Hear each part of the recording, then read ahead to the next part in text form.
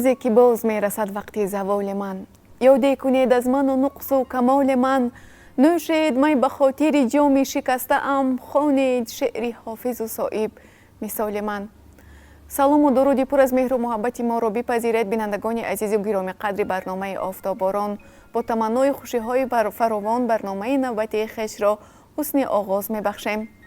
مهمان امروزه برنامه ما یکی استادان دانشگاه دولتی خوجند به نام اکادمیک باباجان غفورов، نامزد علم‌های فیلولوژی باهرجان رجبوف هستند. خوش آمدید میگوییم معلم به برنامه آفتاباران. شما الکی باری چندم است که در برنامه ما اشتراک دارید. برای همین میخواستیم امروز نیز به بینندگان گرامی ما منی‌های نو را پیشنهاد سازیم. واقعا چقدر که استاد عطاخان سیفاللویف میگویند استاد لایق نه به ادبیات معاصر تاجیک دخل داشت و نه به ادبیات کلاسیکی تاجیک و فارس. استاد لایق خودشان یک ادبیات بودن. این گفته های استاد عطاخان سیفاللویف می باشد و میخواستیم در این زمینه درباره حیات، فعالیت و گفته های استاد لایق چندی از ادبیات ها نشر و منظور خوانندگان گشت. میخواستیم امروز درباره کتاب مرتبش که شما هستید در صحبت لایق صحبت کنیم. خب چه ضرورت پیدا شد که شما این کتاب را مرتب ساختید؟ سلام علیکم مخلصان و دوستداران و هواداران شعر استاد لایق شیرعلی. طور تماشابینان عزیز تلویزیون سیمای مستقل یکم آگاه هستند. من در برنامه‌های قبلی تاکید کرده بودم که رساله نامزدی من در زمینه افکار ادبی و پوبلیستی لایق شیرعلی در مثال مقاله مصاحبه استاد لایق به انجام رسیده بود و سرچشمه کاری علمی من هم مصاحبه، مقاله، تقریض، پیشگفتار و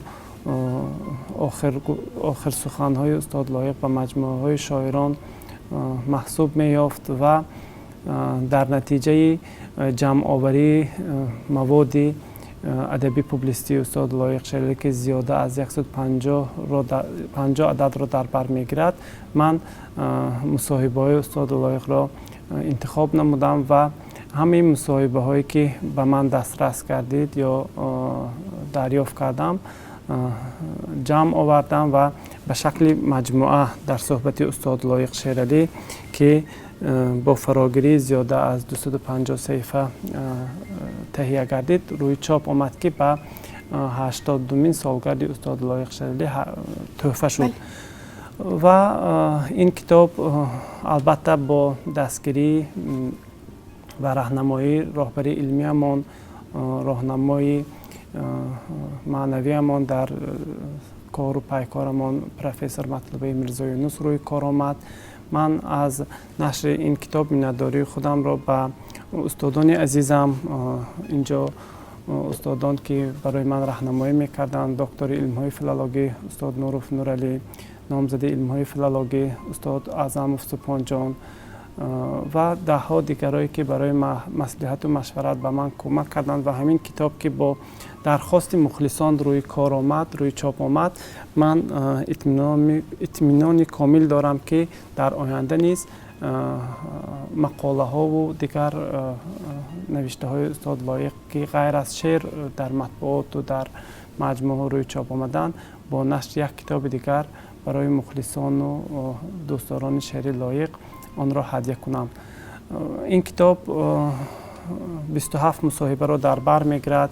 بسیار مسئله هایی که در اینجا نشر شدگی است، مصاحبه و سخن‌های و مکالمه های استاد لایق شیرعلی بسیار خواندنی است و الکی چندین مخلصان و محبان اشعار لایق شیرعلی از من درخواست دارند که این را ما دسترسی همگان کنیم و نشر این که امسال قریب 20 روز می شود روی چاپ آمدگیش به الکی 50-60 نفر درخواست کرده این کتاب ها را گرفتند. من هدیه کردم به دوستداران کلامی سخنی لایق واقعا مصاحبه های استاد لایق شیرالی یگان بار در یک مجموعه چاپ نامده بود و در کتاب استاد عثمان جان غفاروف لایق شیرالی همگی چند مصاحبه استاد لایق شیرالی که مصاحبه‌هاشان در تلویزیون و رادیوها یا چند ریزه یا بریده گرفتگی از همون مصاحبه‌هاشان در همین کتاب لایق شیرالی چاپ شدگی است و دیگر کوشش برای جمع آوردن مصاحبه استاد لایق شیرالی نبود و تصمیم ما هم به خاطر آن بود که امروز مصاحبه استاد لایق شیرالی که به درد جامعه به مسئله های فرهنگ و اجتماعیات و تاریخ و ادبیات و صنعت روانه شده است و هوادارانشان هم که کسب و کار گوناگون بود، ما این مجموعه رو روی چاپ آوردیم. تشکر. اساساً کدام موضوع ها رو فراگیر است؟ مصاحبه های استاد لایق شیرالی طور به همگان معلوم است وقتی فعالیت استاد لایق شیرالی در تاجیکستان مرحله خودشناسی که به وسعت پیش می رفت، اساساً مسئله خودشناسی رو مرحله اولی مصاحبه هاشون در بر می گیرد. بعدا مصاحبه هاشون که قسمتی مهمی مصاحبه های شاعر به مسئله های زبان تاجیکی و نقش آن در جامعه، موقع زبان دولتی گرفتن زبان تاجیکی، اینچنین مناسبت اهل جامعه به زبان ملی تازه و پاکیزه نگاه داشتن آن بخشیده شدند. از گروه اولی مصاحبه های استاد لایق شیرالی که تخصصی اند و به مسئله های زبان روانه کرده شدند، ما می توانیم آنها را که به مسئله های مبرم زبان تاجیکی علاقه‌مندی دارند جدا کنیم. مثلا عقل ها را عقل ها یاری دهد، این یک صحبتی متخصصان در اداره مجله صدای شرق سال 1988 سال روی چاپ آمد. مصاحبه دیگر ذوق زبان دوستی و تن دوستی است. گوش به لحن رودکی دهیم، زبان تاریخ و تبار مشترک، جان خلق. این مصاحبه هایی بودند که فقط برای پیشبرد زبان تاجیکی، برای تازه و نگاه داشتن زبان تاجیکی بخشیده شده بودند. در مصاحبه های دیگر مثلا باز یک سال غم و شادی گذشت، صحبت آرزوها، هر کجا درباره زبان تاجیکی یا مسئله های به خودشناسی ملی یا تاریخ زبان نیز اینجا سخن رفته است. مصاحبه های استاد لایق شیرالی همچنین به مسئله های اجتماعی خیلی روانه کرده شده است. ما آگاه هستیم که فعالیت استاد لایق شیرالی از اداره روزنامه کمسمال تاجیکستان، من بعد رادیو تاجیکستان، اینچنین به صفت سرمحرر مجله صدای شرق و در آخر به صفت رئیس بنیاد زبان فارسی تاجیکی که فعالیت بردند، مصاحبه هاشون مسائل های اجتماعی را نیز در بر میگیرد. چند مصاحبه هاشون از فعالیت مجله صدای شرق نیز روی چاپ آمدگی هستند.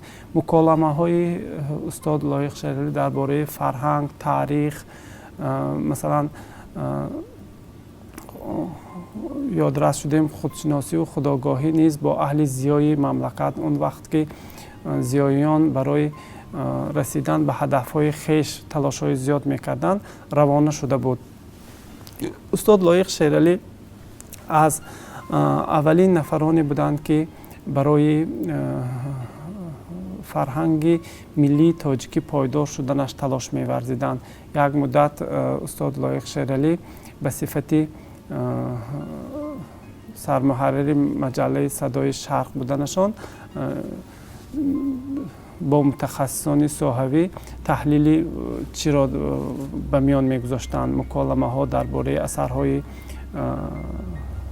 شاعران، نویسندگان، بررسی همین اثرهای تازه، یعنی که همین مصاحبه را به طور میزگردی ها نیز تشکیل میکردند و خود استاد نیز در همین چیز موفق هم شده بودند. از دیگر مصاحبه هاشون که به چی روانه شده بود، به تحلیل یا خلاصه شعر نوقلمان اونجا درباره شعر نوقلمان، درباره شعر شاعرانی که نو به عرصه ادبیات می آمدند و بعضی به شعرهای جوانان بهای بلند می دادند و بعضی از شاعران را توصیه می دادند که باید به رجوع کنند به خواندن به مطالعه ادبیات کلاسیکی. از آن انتقاد میکردند که نو شاعرانی که روی صحنه ادبیات آمدند بیشتر از روی هوا و هوس به شعرگویی پرداختند و از مطالعه از اشعار شاعران کلاسیکی کمتر داشتند و توصیه میکردند که شعر کلاسیکان را بیشتر مطالعه کنند. خودشان که یکی از داننده خوبی ادبیات کلاسیکی محسوب می‌یافتند، در یک مصاحبه یا در یک مصاحبهشان اکبری ترسون میگوید که استاد لایق شریلی نفری بود که شاهنامه فردوسی رو از اول تا آخر با قلم خوانده است. یعنی هر کجایی که مشکل پیدا شد، هر کجایی که مثلا ضعف پیدا شد قید میکردند، هر کجایی که مثلا کلمه و عباره هایی که مثلا باید شرح میافت در پهلوی همون کتابی که خوانده بودند به سبک و اسلوب خودشان مثلا در حاشیه همون فکرهایشان رو بیان میکردند. مصاحبه های لایق شریلی را در مجموع من مثلا گفته میتوانم که ده ها مسئله حیاتا مهمی ادبیات و تنقید ادبی فراهم آمده است. یکمین مصاحبهشان با که استاد منقد و شاعری برجسته عسکر حکیم بود که در زمینه این مصاحبه بسیار یک اندیشه های جالب روی کار آمد. مصاحبهشان مصاحبه تخصصی بود، مصاحبه یک منقد متخصص با شاعر بود. آنجا مثلا افکار ادبی، نقد نویسندگی، خود تنقید کنی، اونجا مسئله های ادبیات، مسئله های مثلا شعر خیلی از زبان شاعر بسیار جالب روی کار آمد و در همین مصاحبه استاد لایق شریلی علاقه توانستند که موقع خودشان را به صفت منقد یا به صفت یک ادبیات شناس می توانند، یک سخنور محقق توانستند که اندیشه هایشان را بیان کنند و همین مصاحبه علاقه 5-6 مراتبه در هر کجا روی چاپ آمد. حالا هم در محفل ها و در مجلس ها از این مصاحبه یاد می شود. یکی از مصاحبه هایی بود که استاد لایق شریلی به شعر خودشان بها دادگی بودند و به شعر همزمانانشان بهای بلند دادگی بودند و در جای هم مثلا از خودشان تنقید کردند از دیگر شاعرانی که شعرشان مثلا در خورد زمان نبود یا که برای جامعه اینقدر در کار نبود، از آنجا هم مثلا تنقید کردند. خلاصه مصاحبه های لایق شریلی رو من میتوانم به همه موضوع های و مثلا مسئله هایی که چی هست ساعت ها اونجا صحبت کنید که چی نمی شود، کم نمی شود. مصاحبه های استاد لایق شریلی را هر کسی که مطالعه می کند در آن دنیای استاد لایق شریلی وارد می شود. در اینجا سیمای استاد لایق شریلی از دوره نورسی در مصاحبه هایشان البته در نظر دارم، از همون عذاب هایی که کودکی در همون دهه‌ای که مثلا کلان شدند و از انبوه کوه ها یا از میانی مثلا دریاها یا از چند جاهایی که به دههشان منسوب جاهای تاریخی هست اونجا یاد میکنند و میگویند که بچگیشان خیلی بچگی دوره وزنین گذشته است. از 11 سالگیشان از پدر و مادرشان از هم جدا میشوند و خاکستری زندگی بر دوش مادرشان بار می شود و اینها 5 نفر فرزندان برای به کمالات رسیدن مادرشان کمک میکنند و بعد از ختم مکتب میانه که به آموزشگاه شهری پنجکلین می روند، آنجا نیز همراه برادرشان یک متخصص بسیار خوبی ساحه ادبیات هستند. امروز در مکتب رقم 6 دهه قوسری جماعت لایق شریلی به صفت معلم زبان ادبیات درس میدادند و امروز نفقه خور هستند. هر دوشان که در آموزشگاه این یک نقلی که از مصاحبهشان گرفته استادم. در آموزشگاه شهر پنجکین وقتی تحصیل مادرشان 7 کلچه میفرستادگی 7 کلچه میفرستانند و بعدی که روز استراحت می شود استاد لایق می بیان مادرشان میپرسند که همین راننده به تو چند کلچه برده رسانید؟ استاد لایق میگه 7 کلچه برده رسانید. آدمی به انصاف بوده است و در هفته آینده با که همین خیل یا در ماه آینده با هم خیل کلچه میفرستند و این دفعه میپرسند که به تو چند کلچه برد و میگم که 6 کلچه رسانید و مادرشان بیان میکردین که این آدم ناانصاف بوده است، یک کلچه رو در راه خورده است و به همین مانند بسیار نقل‌های جالب هست در مصاحبه هایشان. در جای دیگر میگویند که از کوه پشته ها برای وقتی که پدرشان برای فرزندانشان از پوستک چی کفش می ساختگی از ریشه های گیاه های گوناگون رنگ آماده می کردگی. مثلا در عائله آنها هنرمندی نیز رشد کردگی بود. پدرشان هنرمند بودند و حالا هم مثلا برادرشان یکی از شکسته‌بندهای معروف در منطقه در وادی زرافشان محسوب می یابند. همین گونه نقل و روایت ها یا اندیشه های استاد لایق در صحبت هایشان لذت می بخشد به آدم. وقتی که به دیاری استاد لایق شرح هر کسی که تشریف می آورد از آن طبیعت ناتکرار، از آن زیبایی ها، از آن تراوتی اون منظره هایی که در کنار دیهشان مثلا کوه های به مانند چیل محراب، اونجا لیلی و مجنون نامی کوه دیگر مثلا شخ آسیا هست. این چیزهای هم در شعرشان مثلا ما افاده یافته است و خودشان هم در یک مصاحبهشان میگویند که محبت من از آن که در زادگاه هم بسیارتر است. من آنجا مثلا خون ناف هم ریختگی است و در سالهای مثلا شوروی اگر از زادگاه یا از دیه یاد میکرد الا ای کوه چیل محراب، الا ای سجدگاهی من، یا خود به سوی جنگل لیلی نگاهم، به کوه آسیا باشد پناهم، سجود آرم به چیل محرابت از دور، الا ای زادگاهم یادگاهم.